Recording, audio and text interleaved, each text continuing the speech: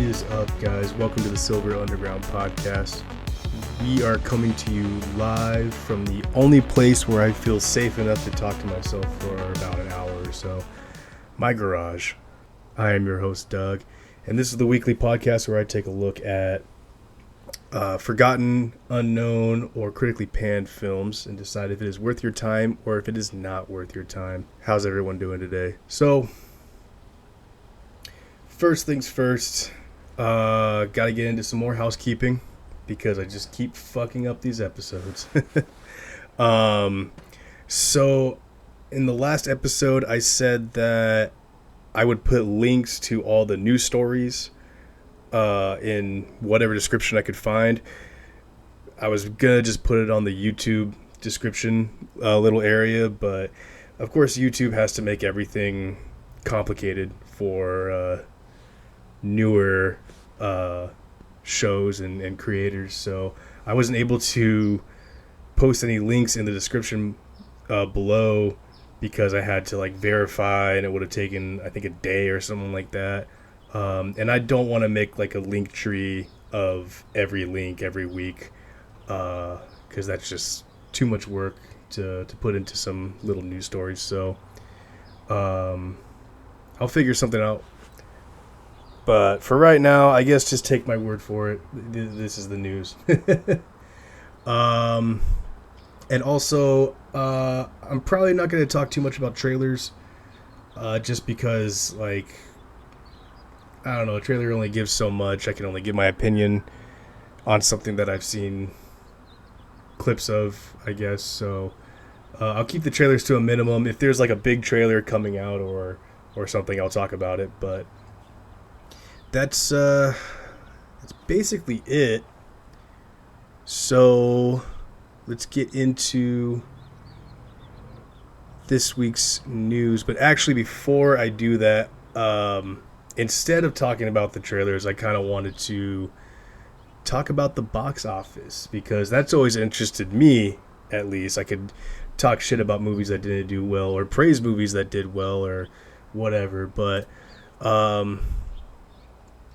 yeah, I want to try doing that. Try talking about the box office for the following week. So last week, the weekend of August 23rd through the 25th, I guess.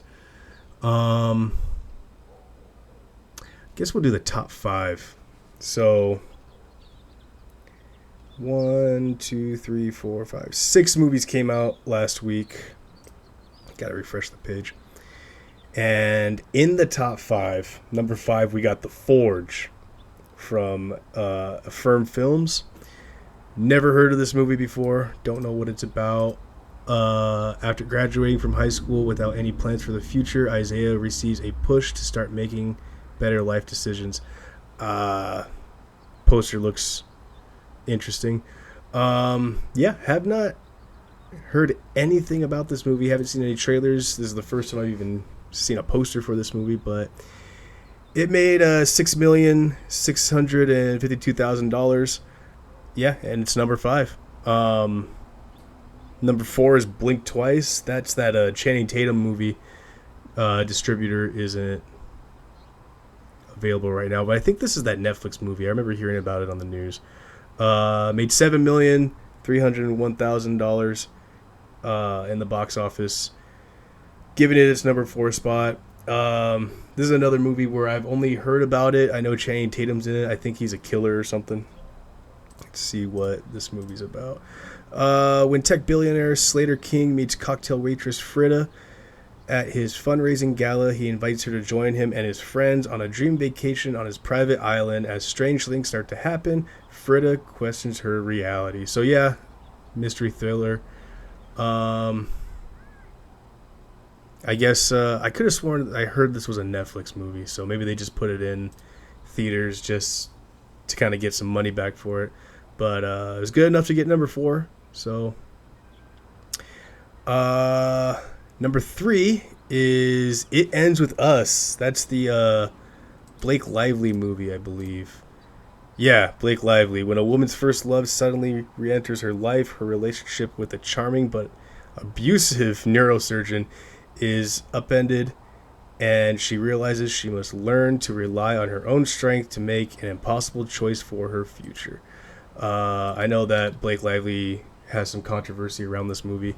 I'm not going to get into any of that, but it made $11,642,000, bringing its total gross to $120 million for its third week. That's a Sony movie. I know my wife saw it. She saw it with some of her friends. She read the book. She said it was good, so I'll take her word for it. The trailer looked hysterical, but it's not my kind of movie, so whatever. And number 2 is Alien Romulus. What was this? The 5th movie? I think so. 6th movie in the Alien franchise. Made $16,364,000 last weekend, bringing its total gross to $72,803,000. Now, I said on Instagram, because I saw this movie over the weekend, it was really good. I liked it a lot. It's such a trip seeing the Walt Disney Studios attached to an alien movie. It's a fucking trip. I know it's it's still under the Fox banner. I guess they're putting all of their R-rated, more adult content on the Fox side, and then keeping their family-friendly aesthetic on Disney side. Just looks fucking weird. But that one was number 1 last week, and this week brought down to number 2 by the number 1 movie last week, Deadpool and Wolverine. Brought $18,310,000 to the weekend box office, bringing its total gross to $577 million fucking dollars, bringing it back up to number 1. This was another one. Definitely fucking loved it. Saw it when it came out. It deserves its number 1 for sure. It actually kind of surprised me last week when it lost to Alien, which, I mean, Alien was a good movie, so don't get me wrong. Alien deserved the number 1 for that week, but it doesn't surprise me that it came back to number 1. It's been in theaters for 5 weeks now. The Crow also came out this weekend from Lionsgate. It was number 8, and it made $4 million over the weekend. And this movie's getting fucking destroyed critically, so looks like I have a new episode in the future. Can't wait to see that one. I actually kind of want to see The Crow. The trailer looked pretty cool. I knew it was never going to be... I knew it wasn't going to be a good movie, but I didn't think it would be that bad of a movie. I'm very interested to see how fucking stupid it is. But that's your top 5.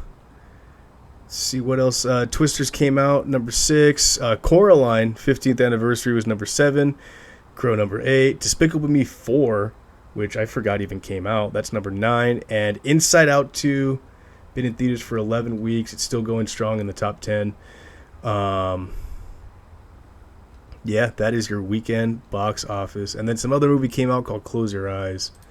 Another one I've never heard of. Spanish actor. Yeah, that one was number 37. So only made $6,000. It's funny whenever I see movies that just make like $5 in the box office when it's its first week. So yeah, that's weekend box office. Now for the news. Short news week. So even if I wanted to talk about trailers, nothing was really interesting. Nothing really interesting in the news anyway, so I just kind of picked the 2 that I thought was interesting, that I had something to say about. But the first piece of news is coming from Bloody Disgusting, and it reads, New Blair Witch Project Blu-ray features first ever restoration from the high 8 tapes and 16mm film elements.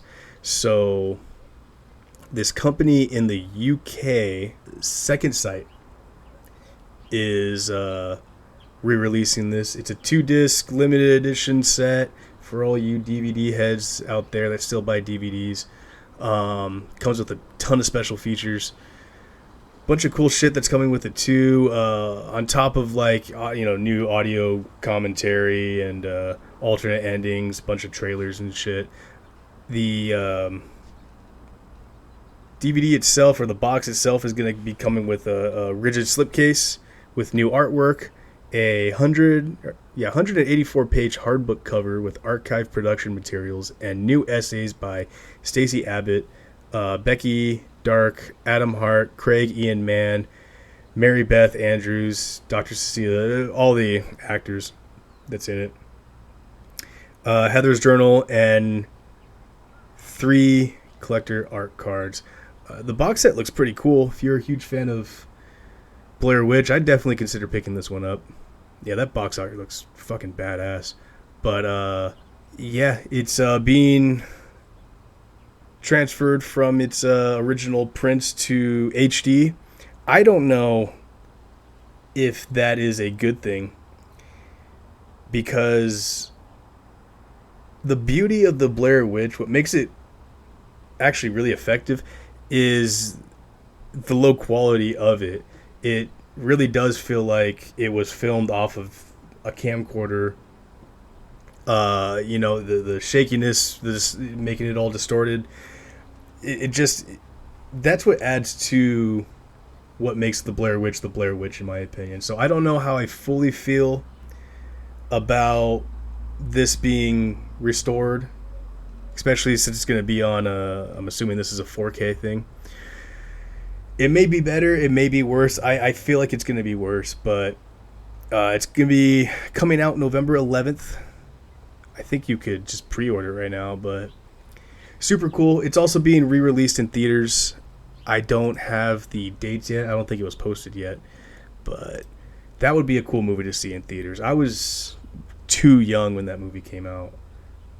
I must have been like 5 years old or something when that came out. When did Blair Witch come out? Like 99? 97. Yeah, I'm not going to do math right now, but I was too young to watch this movie. I didn't see this movie until I was in high school, way later on, and my wife and I both agree. It's one of the... It is one of the scariest movies out there, I think. Next up, there's a new Hellboy poster for Hellboy the Crooked Man.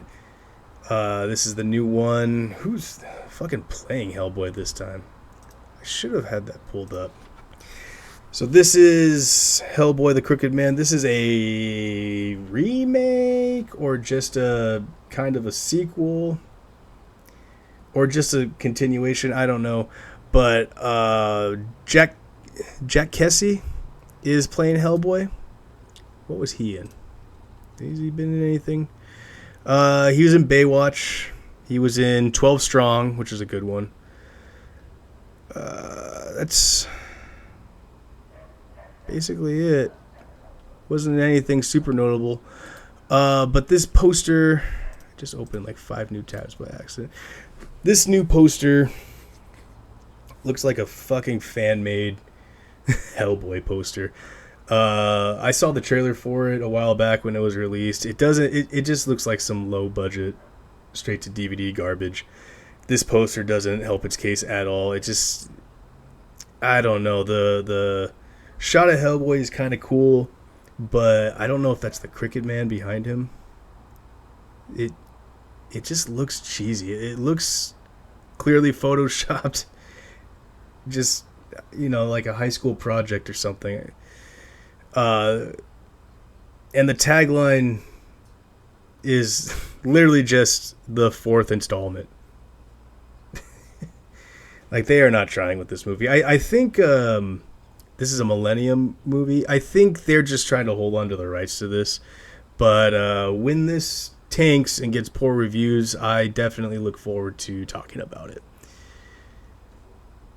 And that is it for the news. Let's get right into why you're here. Enough of me rambling. Let's talk about Jason X. Now, this was a fan request from Desert by Diecast. You can check him out on Instagram. He has a pretty sick diecast page if you're into Hot Wheels, custom Hot Wheels, people cracking shit open. He's a good friend of mine. He requested that I talk about Jason X. So thank you for the request. So Jason X from 2001. Jason Voorhees is chronologically frozen at the beginning of the 21st century and is discovered in the 25th century and taken to space. He gets thawed and begins stalking and killing the crew of a spaceship that's transporting him. Oh, man. This movie, it's just... It has the typical trope of, for slasher movies that were popular in the 80s and they don't know what to do with it later on in the franchise, of when in doubt, just bring him to space. And oh shit, did they bring him to space. Like I said, this is a 2001 movie directed by James Isaac. What did James Isaac bring us? He has not done anything. Oh wait, no, that's special effects. What has he done as a director? He hasn't done anything since 2008. But he did nothing that I've heard of. I've heard of Skinwalkers, but everything else I've never heard of. So, Jason X, starring Kane Hodder as Jason Voorhees, Lexa Doig as Rowan, Jeff Gittes, David Cronenberg has a small part in it. A bunch of actors are in this. Some I've seen before, others I've seen in like commercials. But yeah, this movie, pretty interesting background for this movie. So from what I understand,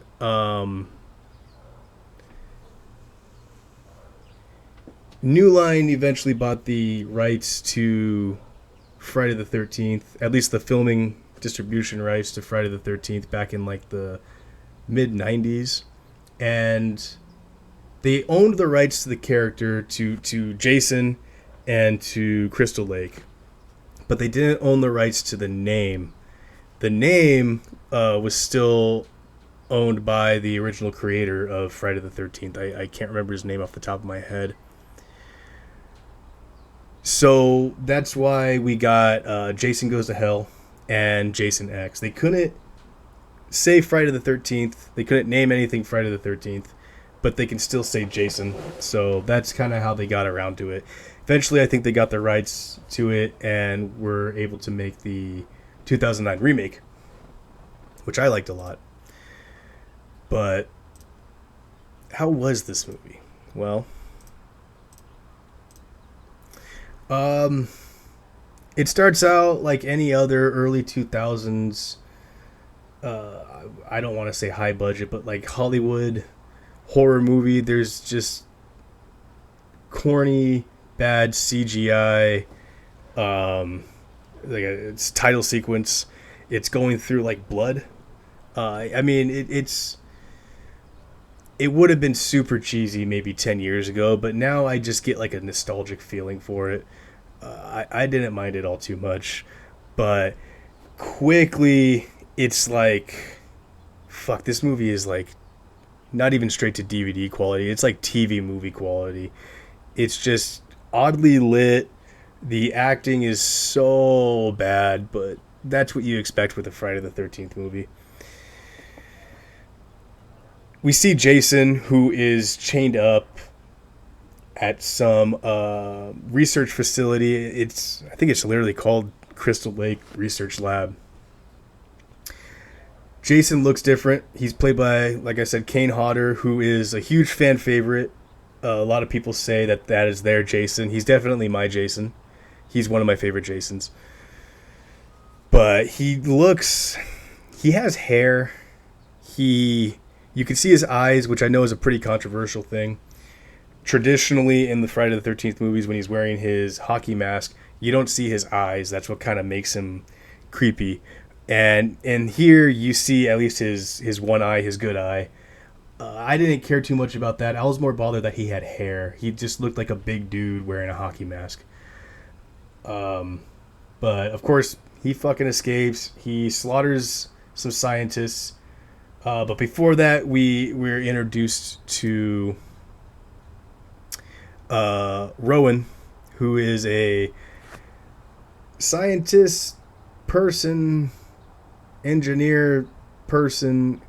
I don't know what she does. I'm sure it's explained, but it really doesn't matter.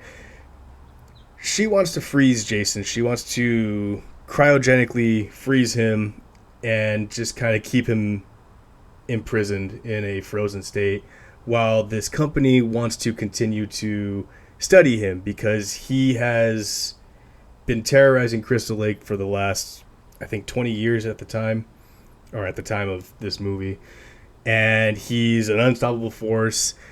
They say later on they've tried to hang him, they've tried firing squad, they tried poisoning, electric chair, everything, and nothing kills him. So they want to study him, what makes him so immortal. So they're going back and forth while all that's happening. Jason, of course, escapes. He slaughters everybody. And Rowan kind of leads him to the cryo chamber and manages to get him in there, baits him in there, and closes the door and turns the machine on. While that happens, she gets stabbed through the chamber door. And this isn't just some typical household wooden door, people. No. This is a fucking thick steel door that's meant to contain whatever inside of it. This fucking machete, I don't know how he got the machete, first off. He just has the machete. This machete was able to pierce through it easily, stabbing Rowan, which also contaminated the whole area, and froze Jason as well as Rowan for about 400 years. So that's the beginning of the movie. Like I said, it's very... The quality is just really weird, and I had this movie on Blu-ray. I bought the Jason Friday the 13th set from Shout Factory. Super cool set, worth the money. It has all the movies, insane bonus features that come with it. If you're a big Friday the 13th fan, like, definitely, if you don't already have it, definitely pick it up. But having this movie on Blu-ray does it a huge disservice. Seeing this movie in HD really shows the faults in this movie. It brings the quality down. It really shows how low budget this movie was. It's just... There's a certain charm. I remember watching this movie on VHS way back in the day. And there's just a certain charm to it. It just, like... It's just one of those cheesy sci-fi slasher movies. Putting it in HD just kind of takes that feeling away and really degrades the enjoyment. It just makes it hard to watch. And also the dated CGI in this movie is so fucking bad. It's 2001, so CGI was still... When it was used sparingly, like when it was used in movies like Titanic or Jurassic Park, most famously, it's used sparingly. It's used in dark areas, so it hides a lot of the faults. But also in movies like this, where they're in space and they have like nanotechnology and whatnot, it just looks bad. And especially when it's enhanced in HD. Also, while we're into it, the look of Jason, like I mentioned earlier, the hair bothered me. This is not my favorite Jason look at all. This is honestly my least favorite looking Jason. It just it looks like somebody who might have seen Jason once, or it was described to him, and he said, "Oh, so he wears a hockey mask and ripped up clothes. I can do that." And that's basically what it was. It's just a big dude in ripped up clothes. Nothing too special about him. So yeah, they're both frozen. 455 years later, or the year 2455, a team of scientists, uh, they find the lab, they break it open, and they find both Jason and Rowan perfectly preserved and frozen. And they decide, oh shit, they can bring them back to life. Let's bring them back to the ship and let's reanimate them because they have the technology. It's also like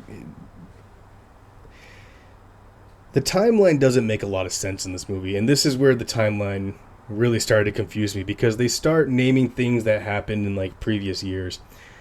Like, so this movie came out in 2001. I'm assuming this movie came out in 2001, but they say that when they're looking at the cryo chamber, oh, this was manufactured in 2010. So okay, so this takes place in 2010. They also mention when they see Jason, they're wondering what the mask is. They say, "Oh, it's a hockey mask. It was hockey's a sport that was outlawed in 2024," which means this is the last year to enjoy hockey. So, all you hockey fans out there, just fucking live it up, man, because it's gonna be a rough rest of our lives, man. But later on in the movie, when they're talking about years and stuff, they're saying, "Oh, you're 455 years old." Okay, so the year is 2455. So does that mean that this movie takes place in 2001 or 2000? Or does this take place sometime after 2010? Or are they just kind of roughly estimating like, oh yeah, 455 years? It's never fully clear. And I'm probably looking way too deep into it because I know that the writers definitely didn't look too deep into it. But the timeline, at least for the years in this movie, it's just a bit all over the place. But anyway, they're brought onto the ship. There's a part where when they're moving Jason, he's still holding his machete up. It falls and cuts some kid's arm off because for some fucking reason his blade never dulled in the 400 years that he was frozen. Cuts his arm clean off, and they also bring him into the medical bay, and they have these little nanobots that can reanimate your blood cells and basically reattach limbs, create limbs. That's how they bring Rowan back. That's not really how they bring Jason back. Jason just kind of comes back. But, yeah, Rowan comes back. She learns that she's been asleep for the last 400 years.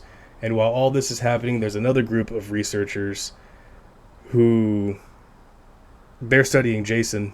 At least one chick is. The other two are just trying to fuck. This is the horniest group of scientists I've ever seen in any movie that isn't porn related. But the blonde chick just kind of tells them, like, literally just go do whatever you guys are doing. I'm trying to do science here. And her science is literally just taking the mask off, looking at his face, putting it back on, poking things, and then hitting the keyboard on a computer. While all this is happening, Jason wakes up, and one of the only cool deaths in this movie, like every movie has a unique death. This unique death, Jason grabs her, and there's like a sink full of liquid nitrogen, and just shoves her face in the liquid nitrogen, freezes her face, and then slams her face on the table, killing her instantly. Super cool effect. Super gory. I loved it. It was awesome. So while this is happening, they find out, oh shit, like Jason's on the loose. They do later learn about Jason. The captain of the ship learns about who he is. He's like a legend or something like that went missing mysteriously. And he's worth a lot of money. So he obviously wants to keep Jason alive. He's assuring everyone that it's okay because they have military soldiers on the ship and they're going to take care of it. The military guys in this movie one, there's like super stereotypical. They've seen Starship Troopers and we're just like, this is what Space Marines are all about. Their armor is super cheap looking.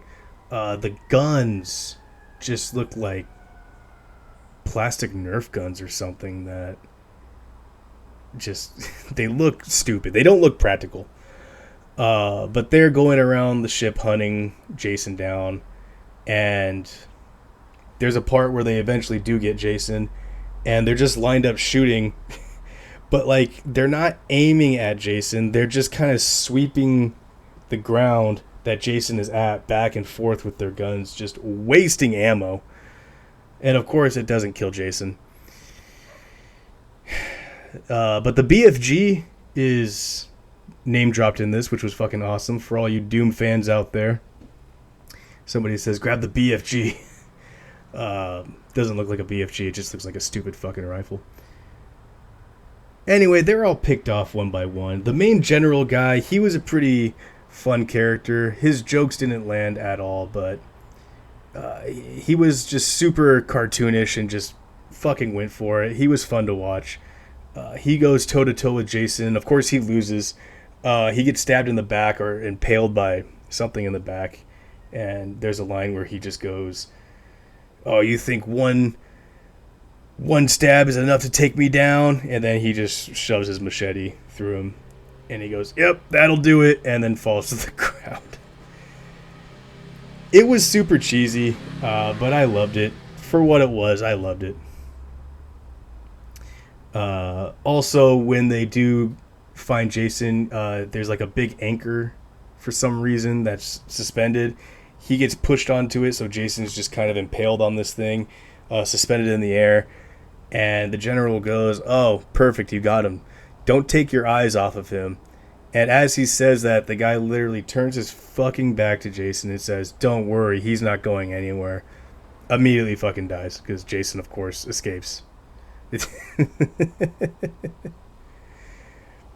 I feel bad talking shit about these kind of movies because, like, you're not going into it for the deep stories or the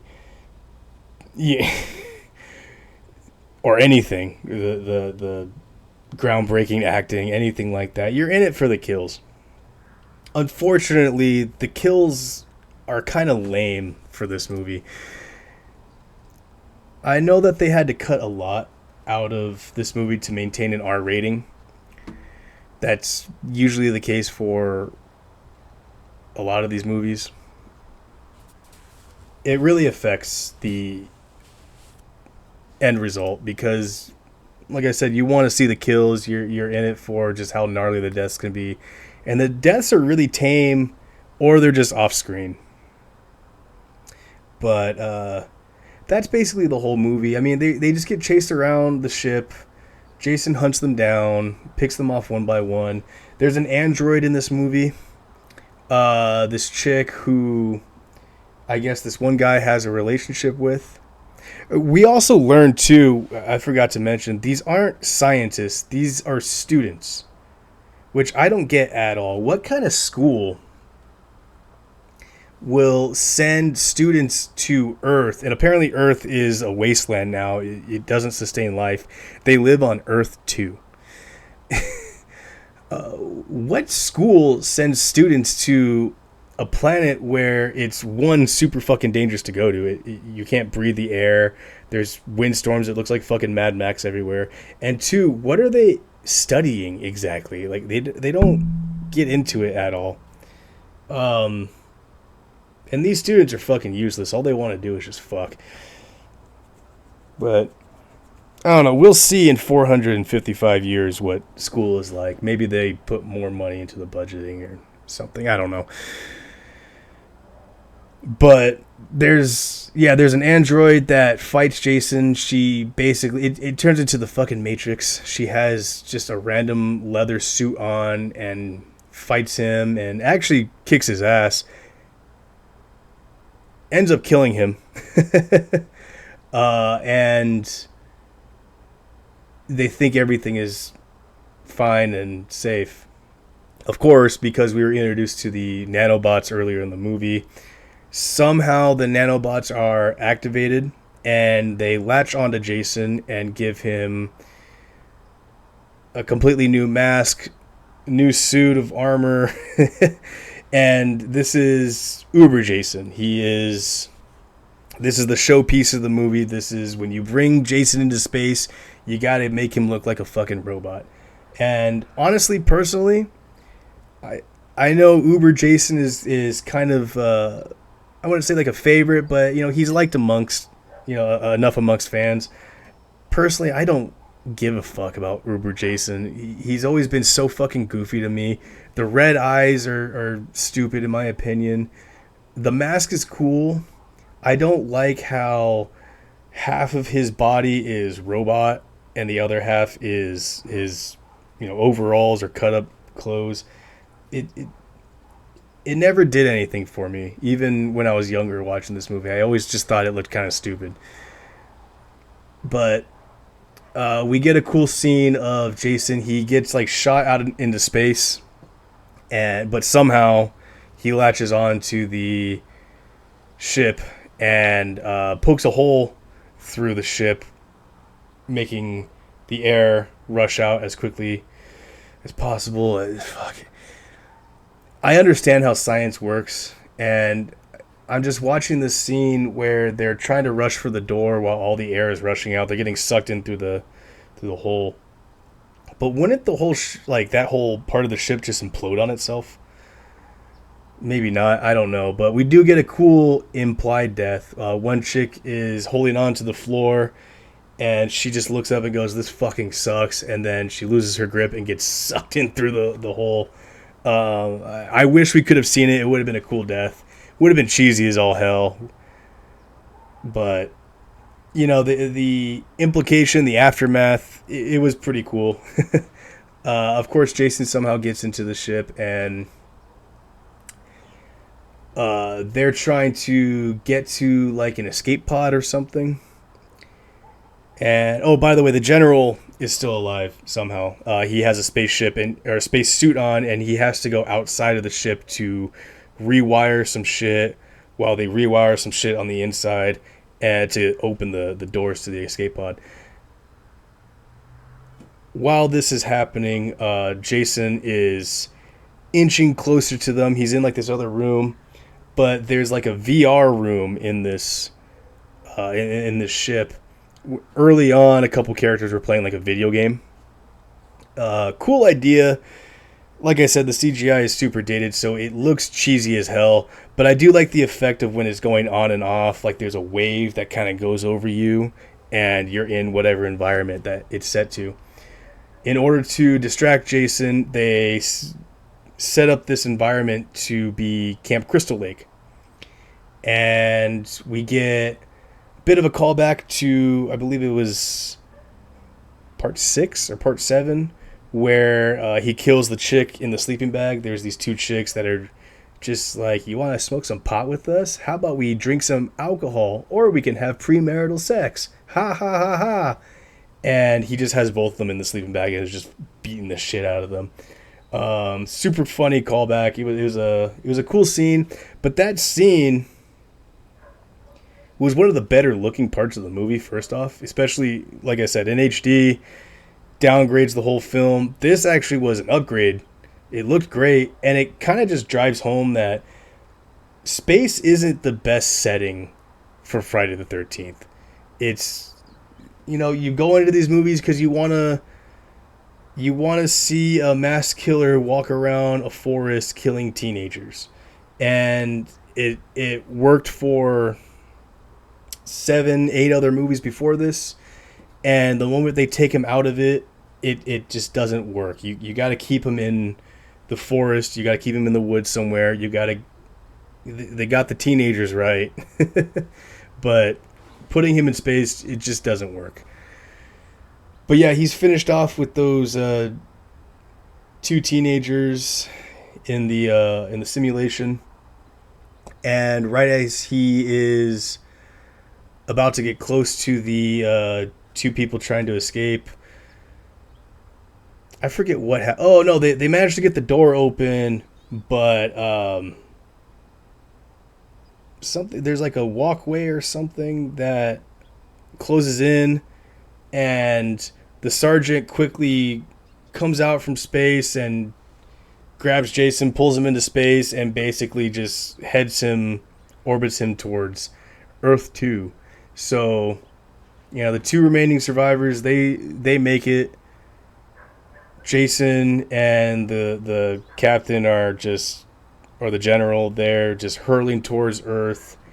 And the ending shot, which I'll give this movie props to, I actually really fucking liked. It's two teenagers at this lake, and they're stargazing. They're obviously camping, and they look and they see Jason and the general just kind of shooting past them.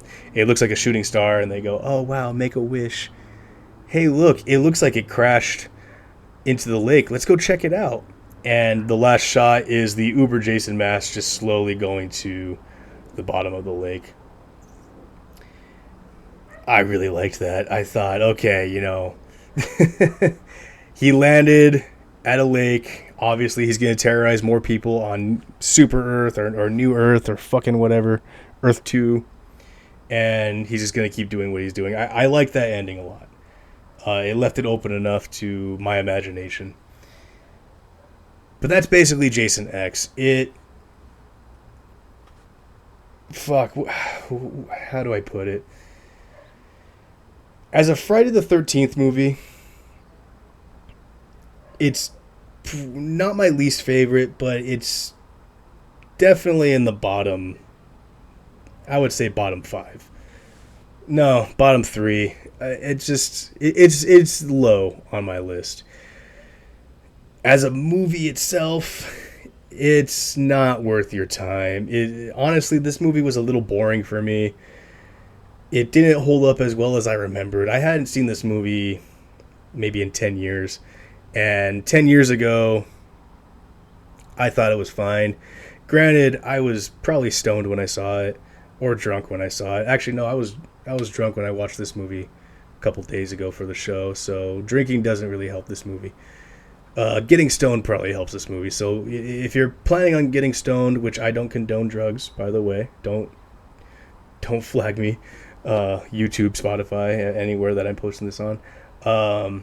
But if you plan on enhancing yourself for this movie, it might be worth your time. But overall, as a Friday the 13th movie, I'm going to say it's not worth your time. As a movie itself, as a slasher movie, it's still not worth your time. This movie, it was just boring. That's what it comes down to. The effects are super dated. If you get a chance to watch this on, maybe DVD, maybe VHS, sure, I would watch this again on VHS just to kind of see once and for all if my point is correct and this movie just visually will look better on VHS. But overall, yeah, I'm going to have to say no, not worth your time for this one. So that was Jason X. Let me pull up. Well, actually, I don't need to pull up the wheel. So last week I said I was going to watch Van Helsing. That was another user request. Some things came up. Basically, when it came time to watch the movie, I looked at how long it was, and it was too late to start it. So, and like I said before, my wife really wants to see it too. Don't know why. And we both have just been having busy weeks in our own way. Our schedules haven't been lining up. Monday would have been the day to watch it, but we would have started it pretty late. And I just didn't, well, both of us actually didn't want to sit through a 2.5 hour long movie that probably wasn't even going to be good. So, yeah, next week I'm definitely going to be talking about Van Helsing. So look forward to that. And as always, if you like this show and you want to keep up with it, you can follow me on Instagram, you can follow me on YouTube, you can follow me on Spotify and Twitch, all Silver Underground Podcast. Instagram is the main hub where I keep things updated, so follow that. Link in the bio for everything else. And that is basically the show. I have nothing else to really say. So I will see you guys again next week. Hope you guys have a great weekend, great week coming up. And yeah, bye.